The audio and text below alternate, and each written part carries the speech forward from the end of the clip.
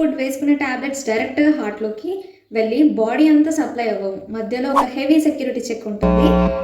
Meet the boss of metabolism, the liver. Welcome to know your body series day 9. Intestine నుంచి వచ్చిన ప్రతిదీ first లివర్కి వెళ్ళాలి. Liver మన బాడీలో ఒక కెమికల్ ఫ్యాక్టరీ అనమాట. ఇది 500కి పైగా ఫంక్షన్స్ చేస్తుంది. గ్లూకోజ్ని స్టోర్ చేయడం నుంచి టాక్సిన్స్ని క్లీన్ చేయడం వరకు అన్నీ ఇదే చేస్తుంది.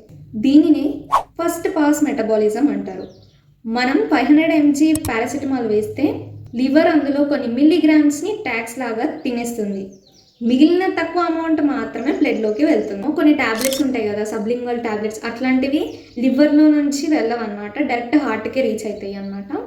యాక్చువల్గా లివర్కి ఒక సూపర్ పవర్ ఉంది. ఏంటంటే దీంట్లో 75% పార్ట్ కట్ చేసినా మళ్ళీ తిరిగి పెరుగుతుంది. అంటే రీజనరేషన్ కెపాసిటీ ఉంది. ఇది మన బాడీలో ఉన్న ఏకైక ఆర్గన్ విత్ దిస్ పవర్.